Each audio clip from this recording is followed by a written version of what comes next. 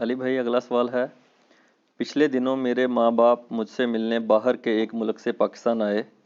اسی دوران مجھے کھانسی اور بخار کی شکایت ہوئی تو ٹیسٹ کرنے پر میرا کرونا وائرس کا ٹیسٹ پازیٹیو نکل آیا۔ اسی دوران میرے امی ابو کو بھی سیم تکلیف ہوئی اور ان کے ٹیسٹ بھی پازیٹیو نکل آئے۔ ہم تینوں کو گورنمنٹ کی جانب سے قرنطینہ سینٹر میں شفٹ کر دیا گیا۔ میں اور میری والدہ تو صحت یاب ہو گئے، لیکن میرے ابو جان کی ڈیتھ واقع ہو گئی۔ انا للہ و انا الیہ راجعون۔ میرے باقی خاندان والے مجھے میرے باپ کا قاتل قرار دے رہے ہیں، جس کی وجہ سے میں بہت دکھی ہوں۔ پلیز مجھے کوئی سلوشن بتائیں، شکریہ۔ سلوشن یہ ہے کہ اپنے خاندان والوں کو ایجوکیٹ کریں کہ اس طریقے سے آپ کسی کے اوپر فتویٰ نہ لگائیں، اللہ کا خوف کریں۔ بیماری، پریشانی، زندگی موت اللہ کے ہاتھ میں۔ یہ ضرور ہے کہ آپ نے اپنی پوری ایفرٹ پٹ کرنی ہے۔ وہ تو میں نے بھی جب یہ کرونا وائرس کے حوالے سے ڈسکشن کی تھی تو اس وقت بھی کہا تھا کہ جو لوگ باہر کے ملکوں سے آ رہے ہیں وہ اپنے ٹیسٹ کروائیں، اور اگر ڈکلیئر ہوتا ہے تو اپنی فیملی سے الگ رہیں۔ ویسے تو اللہ کا شکر ہے جب سے یہ کرونا وائرس آیا تو پاکستان کا ڈیتھ ریٹ نیچے آ گیا ہے، لوگ کم مر رہے ہیں۔ آپ ذرا مجھے بتائیں اس 2 مہینے کے لاک ڈاؤن میں آپ نے کتنے جنازے پڑھے ہیں، اور اس سے پہلے جب تک کرونا کا لاک ڈاؤن نہیں تھا تو کتنے لوگ مرتے تھے؟ اس کا مطلب ہے کہ جب سے ہماری پاکستانی عوام ڈاکٹروں سے، ہاسپٹل سے بچ کے گھر میں قرنطینہ ہوئی ہے نا، تو عام بیماریوں سے بھی جو مرنے والے لوگ ہیں نا انہوں نے بھی مرنا بند کر دیا ہے، اس پوائنٹ آف ویو سے کہ وہ بیماریاں جا کے وہاں پہ خراب ہوتی تھی کیونکہ ڈاکٹرز مس ہینڈل کرتے تھے۔ آپ دیکھ لیں، آپ کو اگر یقین نہیں آتا آپ اپنے اپنے علاقے کے قبرستانوں میں جا کے نا قبر کاندیوں سے پوچھیں، ان کا تو روزگار ختم ہو گیا ہے۔ وہ کہتے ہیں ہمیں کیا فائدہ ہوا اس کرونا کا، بندے اگر پہلے 10 مرتے تھے اب 3 مرتے ہیں۔ تو لیکن جتنا یہ ہنگامہ پوری دنیا میں کھڑا کیا گیا ہے ایک پورے ایجنڈے کے تحت، اس کے تحت تو اس وقت یعنی آدھی دنیا مر جاتی، ایسا تو نہیں ہوا۔ میں یہ پوچھتا ہوں ٹیکنیکلی سپیکنگ، جو لوگ کرونا کے حق میں بول بھی رہے ہیں ان سے ہی صرف پوچھ لیں کہ یار یہ بتائیں کہ کرونا کیا ملیریا سے زیادہ خطرناک ہے؟ کیا یہ انفلوئنزا جو عام نزلہ زکام ہے اس سے زیادہ خطرناک ہے؟ کیا یہ ڈینگی سے زیادہ خطرناک ہے؟ تو آپ کو نالائق سے نالائق بندہ اور لائق سے لائق بندہ کہے گا نہیں جی اس سے زیادہ تو خطرناک نہیں ہے۔ ہاں البتہ یہ ہے کہ جس کو آلریڈی کوئی بیماری لگی ہوئی ہو، سانس کی تکلیف ہو، اس کو یہ ٹریگر کر سکتا ہے۔ وہ تو سر اس کو یہ چیز نہیں، اس کو تو کوئی بھی چیز ٹریگر کر سکتی ہے۔ سر جس کو عام سانس کی بیماری ہے نا، اس کا تو عام انفلوئنزا میں اگر جکڑا جائے نا سینہ تو اس کی تو اس سے بھی ڈیتھ ہو جاتی ہے۔ ہمارے یہاں ملک پاکستان کے اندر پچھلے 2-3 مہینے میں جتنی ڈیتھس ہوئی ہیں نا کرونا کے نام کے اوپر، اور ان کی بھی حقیقت کیا ہے وہ سب کو پتہ ہے جو وظیفے لگائے ہوئے ہیں، اور وہ ساروں کو جینون بھی مان لیا جائے نا، پوری 3 مہینے کے اندر جتنی ڈیتھس ہوئی ہیں نا اتنی 3 گھنٹے کے اندر دوسری بیماریوں سے ہو رہی ہیں روزانہ۔ لیکن اس 3 مہینے کے ساتھ جو ہم نے اکانومی کا اپنا نقصان کیا ہے، میں تو پہلے دن سے کہہ رہا تھا کہ پرائم منسٹر کا موقع بالکل ٹھیک ہے کہ ہمیں احتیاط ضرور کرنی چاہیے لیکن لاک ڈاؤن کی طرف نہیں جانا چاہیے، ادروائز ہماری اکانومی بیٹھ جائے گی۔ تو بیٹھ کے گئی ہے، لیٹ گئی ہے آپ کے سامنے، ٹھیک ہے۔ عمران خان صاحب نے تو اپنے آپ کو صاف کر لیا نا اس اعتبار سے کہ انہوں نے ساتھ ساتھ چیخو پکار رکھی ہے، اور انہوں نے کہا جی وہ طاقتور حلقے ہیں، لابیز ہیں، مافیاز ہیں جو یہ لاک ڈاؤن کروانا چاہ رہے ہیں۔ اور ایک وہ وقت تھا جب وہ پرائم منسٹر نہیں تھے، وہ کہتے تھے جب میں پرائم منسٹر بنوں گا تو میں دیکھ لوں گا پھر کون یہ ہے۔ تو جب وہ بنے ہیں تو اب سب سے پاورفل آپ کی شخصیت ہے، آپ مافیا کو بے نقاب کریں، کون ہے؟ وہ بھی نہیں کر پا رہے۔ تو اس کے باوجود میں کہوں گا کہ پرائم منسٹر صاحب اپنے اس فرض سے سبک دوش نہیں ہو سکتے کہ وہ یہ کہیں کہ میں تو شروع سے ہی چیخ رہا تھا، سر آپ چیخنے کے لیے نہیں ہے، آپ پالیسی امپلیمنٹ کرنے کے لیے ہیں۔ آپ پاورفل سیٹ کے اوپر بیٹھے ہوئے ہیں، ٹھیک ہے، اور اگر آپ سمجھتے ہیں آپ پاورفل نہیں ہیں تو اپنی آپ سیٹ چھوڑ دیں۔ لیکن آپ روزانہ اس چیز کا اظہار مختلف تقریروں میں کرتے ہیں کہ سب کچھ میرے آرڈر سے ہو رہا ہے۔ جب ہو رہا ہے تو آپ جس چیز کو صحیح سمجھتے ہیں آپ اس کو کریں، یہ بہانہ نہ کریں کہ جناب مجبوری ہے اور یہ میں نہیں کر سکتا۔ آپ کے لیے کون سی مجبوری ہے؟ آپ کے ایک ایگزیکٹو آرڈر سے سارے معاملات کھلنے ہیں۔ اب تو سپریم کورٹ نے بھی آپ کو ایک کندھا دے دی ہے، انہوں نے مارکیٹس کھلوا دی ہیں، ٹھیک ہے، ایک پاورفل ادارے کی سپورٹ بھی آپ کو مل گئی ہے۔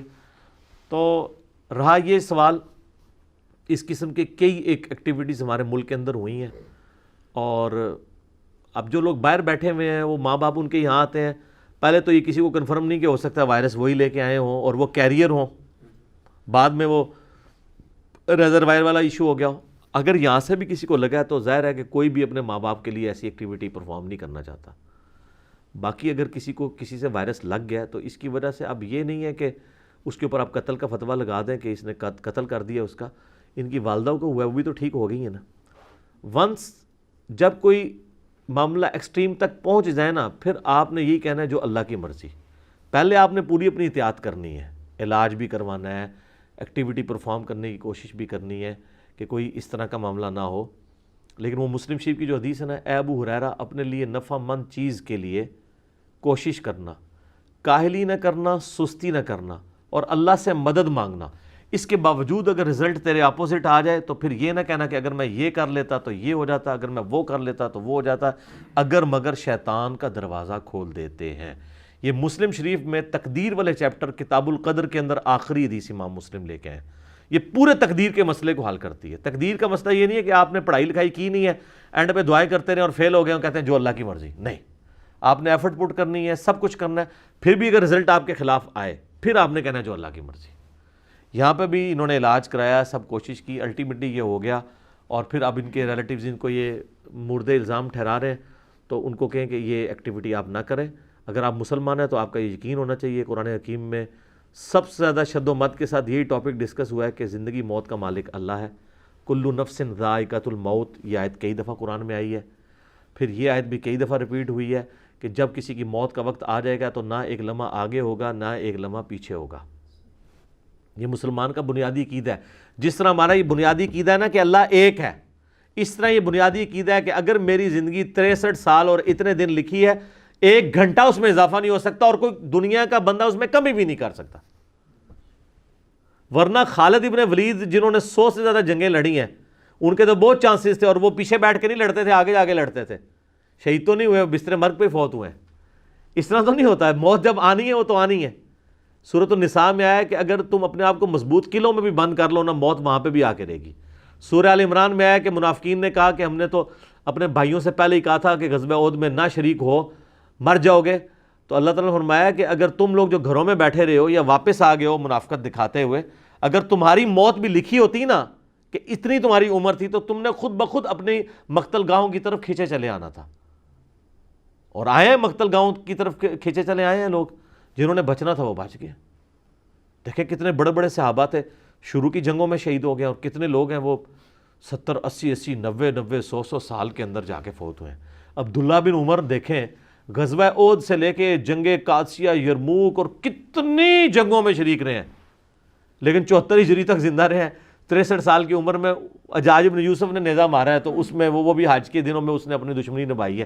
جنگ میں پھر بھی نہیں شہید ہوئے. وہ اس طرح تو نہیں کو مرتا. انس ابن مالک 93 ہجری میں جا کے فوت ہوئے ہیں. ٹھیک ہے. ابو طفیل عامر بن واصلہ جنگ جمل صفین نہروان لڑی ہوئی ہے انہوں نے. حضرت علی 40 ہجری میں شہید ہوئے ہیں, اور ابو طفیل عامر بن واصلہ جو ہیں وہ 110 ہجری میں فوت ہوئے ہیں, جنگ صفین کے 70 سال کے بعد. اس دوران بھی کئی جنگیں لڑی ہیں. تو اس طرح تو نہیں کوئی بندہ مر جاتا. لہذا یہ اس طرح کا عقیدہ رکھنا, وہ بھائی کو تو جو تکلیف دے رہے ہیں الگ, وہ اپنا عقیدہ بھی خراب کر رہے ہیں اس طرح کی ایکٹیویٹی پرفارم کر کے کہ بھی میرے ماں باپ کا قاتل جو ہے, اس طرح نہیں ہے. باقی کرونا کے حوالے سے میری ڈیٹیل ویڈیوز ریکارڈڈ موجود ہیں. احتیاط اپنی جگہ ہے, لیکن پینک نہ پھیلائیں. خدا کے لیے پہلے بھی عرض کیا ہے کہ ہر سال 200 سے زیادہ وائرسز, اس قسم کی کئی نزلہ زکام سے ریلیٹڈ بیماریاں پھیلا کے پرفارم کر کے اینٹی باڈیز ہمارا اس کا خود بخود ریکور کر کے دنیا سے چلی جاتی ہیں. اب تو یہ ہمارے وزراء باتیں کر رہے ہیں. اسد عمر صاحب کہہ رہے تھے یہ تو ہونا ہی ہونا ہے, اور لوگوں کو ہو کے خود بخود ٹھیک ہو جائے گا, بس تھوڑی سی احتیاط کر لیں. یہی باتیں جب ہم پہلے کر رہے تھے اس وقت تو یہ کہہ رہے تھے کہ جناب یہ گورنمنٹ کی پالیسی کے خلاف چل رہے ہیں. اب تو یہ سارے باتیں کر رہے ہیں. پینک نہ پھیلائیں لوگوں کو. اب تو بڑے بڑے ڈاکٹرز امریکہ اور یورپ میں بھی بولنا شروع ہو گئے ہیں کہ آپ نے لوگوں کو گھر بٹھا بٹھا کے نفسیاتی مریض بنا دیا. کئی جگہ تو ڈیٹا ہے کہ جب سے انہوں نے لاک ڈاؤن کھولا ہے تو ان کی وہ شرح اموات نیچے آ گئی ہے.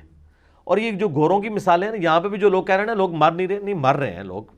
گوروں کے ملکوں میں بہت زیادہ لوگ مر رہے ہیں, خصوصاً وہاں پہ سرد علاقوں کے اندر لوگوں کی امیونٹی کم ہوتی ہے. اور وہ تو گورے ایسے ہیں یہاں آ کے ہمارا مچھر ان کو کاٹ دینا تو ان کی بازو اتنی موٹی ہو جائے گی. وہ بیچارے اتنے ممی ڈیڈی قسم کے لوگ ہیں, ان کے اندر امیونٹی نہیں ہے. ادھر کے لوگوں میں امیونٹی زیادہ ہے, اور ادھر جو میوٹ ہوا ہوا وائرس آیا ہے نا وہ اس لیول کا نہیں تھا. کئی ایک چیزیں فیکٹرز جمع ہوئی ہیں. بہرحال احتیاط اپنی جگہ موجود ہے, لیکن یہ جو پینک پھیلایا ہوا ہے نا یہ سر بہت خطرناک مسئلہ ہے.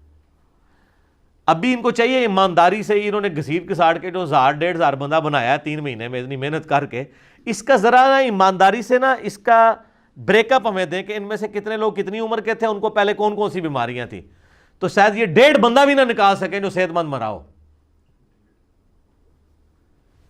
1,500 میں سے، وہ نہیں بریک اپ، اور باہر کے گورے بھی نہیں دے رہے۔ وہاں تو پوری کانسپریسیز چل رہی ہیں کہ انہوں نے اولڈ ایج ہاؤسز کا خرچہ ختم کرنے کے لیے 80-90 سال کے سارے بندے فارغ کر دیے۔ وہاں جوان بندے 30 سال 40 سال یا 15 سال 20 سال کے کتنے بچے مرے ہیں یا کوئی جوان مرے ہیں بتائیں؟ کوئی بھی نہیں۔ یہاں پہ بھی ٹھیک ہے، لوگ کہیں مرتے ہیں، کوئی اگر تگڑا بندہ مر جائے تو ان کی لاش ان کے حوالے کر دیتے ہیں اور ان کو اینٹی کرونا لکھ دیتے ہیں کہ کرونا سے نہیں مرا، جو غریب مر جاتا ہے اس کو کرونا کے کھاتے میں ڈال کے کر دیتے ہیں کمائی کے لیے۔ ہر طرح کے اچھے برے لوگ موجود ہیں۔ بہرحال کچھ جینون بھی مرے ہوں گے، وہ کرونا سے بغیر بھی انہوں نے مرنا تھا، اور بیماریوں کی وجہ سے بھی لوگ مر رہے ہیں، لوگ مرتے ہیں ایکسیڈنٹس کی وجہ سے مرتے ہیں، تو ان میں سے یہ بھی مر گئے، ہم ان کے لیے بھی دعائیں مغفرت کرتے ہیں۔ ویسے مجھے کئی لوگوں نے یعنی میسیجز بھی کیے تھے کہ جی کچھ لوگ اس دوران فوت ہوئے ہیں کرونا کے ذریعے بھی، باقی امراض کے ذریعے، ان کے لیے دعائیں مغفرت کر دیں، ان کے لیے بھی کر دیں جتنے لوگ فوت ہوئے ہیں دنیا میں۔ اللہم انی اسألک بانک انت اللہ لا الہ الا انت الاحد الصمد الذی لم یلد ولم یولد ولم یکن له کفوا احد، اللہم صلی علی محمد وعلی آل محمد، اللہم اغفر لحینا ومیتنا وشاہدنا وغائبنا وصغیرنا وکبیرنا وذکرنا وانثانا، اللہم من احییتہ منا فاحیہ علی الاسلام ومن توفیتہ منا فتوفہ علی الایمان۔ اے اللہ جن جن بھلائیوں کا سوال تیرے محبوب علیہ السلام نے کیا پوری دنیا کے مسلمانوں کے حق میں قبول و منظور فرما، جن جن چیزوں کے شر سے تیرے محبوب علیہ السلام نے تیری پناہ طلب کی پوری دنیا کے مسلمانوں کو عطا فرما۔ اے اللہ یہ جو کرونا وائرس کی آزمائش اس امت پہ آئی ہے اور باقی آزمائشیں بھی اے اللہ چاہے مسلمانوں پہ آئی ہیں غیر مسلموں کے اوپر آئیں، اے اللہ انسانیت کو ان آزمائشوں سے اے اللہ چھٹکارا عطا فرما۔ اے اللہ جو مانگا وہ بھی عطا کر دے، جو نہ مانگ سکے ہمارے حق میں بہتر ہے تو ہمیں بن مانگے عطا فرما دے۔ وصلی اللہ علی النبی الکریم وعلی آلہ وصحبہ اجمعین الی یوم الدین، آمین۔ ٹھیک ہو گیا؟